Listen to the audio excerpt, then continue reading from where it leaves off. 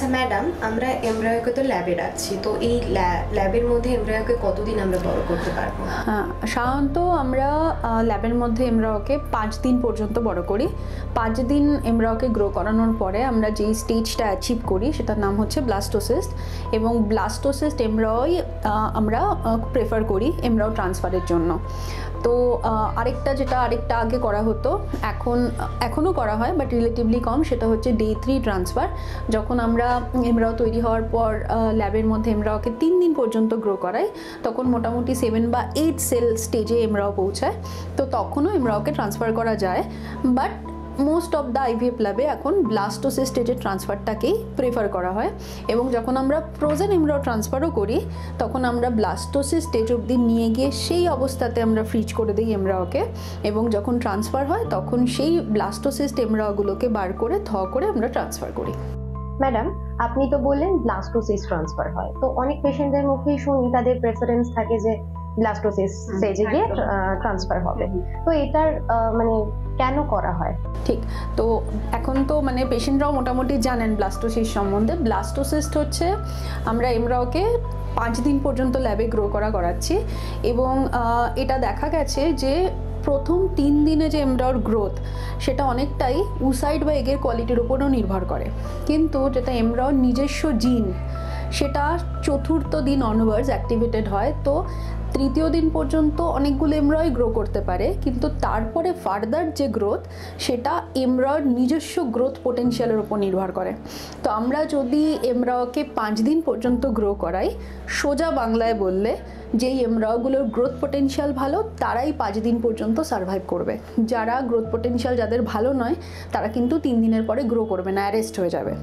তো 5 দিন পর্যন্ত যে এমব্রায়োগুলো গ্রো করলো সেগুলোকে আমরা ধরে নিতে পারি কি নেচার সিলেক্ট করে দিয়েছে, কি পেশেন্টের অনেকগুলো তৈরি হওয়া ভ্রূণের মধ্যে কোনগুলো সব থেকে ভালো, এবং সেগুলোই ব্লাস্টোসিস স্টেজ পর্যন্ত পৌঁছেছে।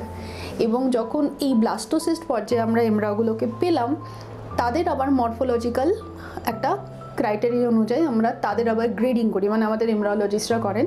তাহলে নেচার সিলেকশনও হলো, আবার এমব্রায়োলজিস্টের সিলেকশনও হলো। তাহলে আমাদের লাভ হলো আমরা বেস্ট অফ দ্য বেস্ট এমব্রায়োকে চুজ করে ফেললাম, যে কোনগুলো দিলে কোনগুলো ট্রান্সফার দিলে পেশেন্টের প্রেগন্যান্সি আসার সম্ভাবনা সব থেকে বেশি হবে।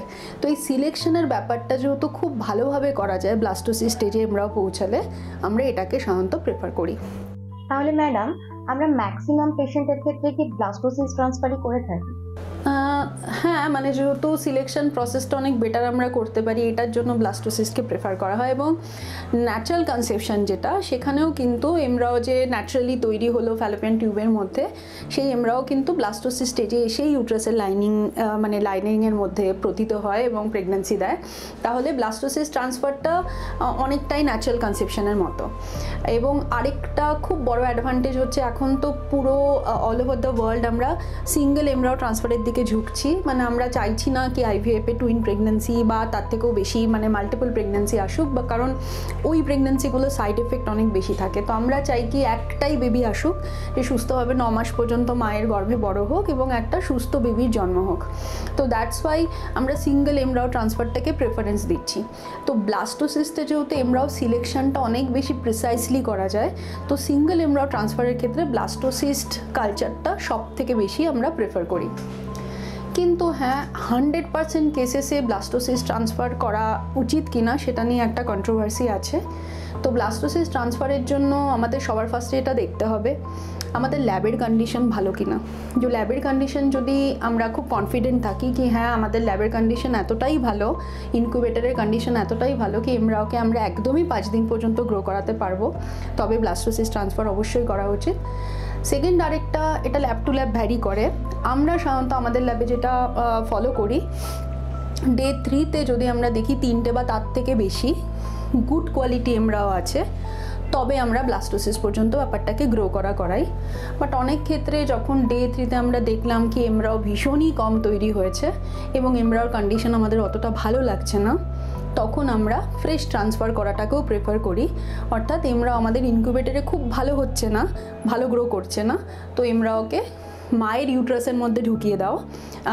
মায়ের ইউট্রাস হচ্ছে ওয়ার্ল্ডের বেস্ট ইনকিউবেটার।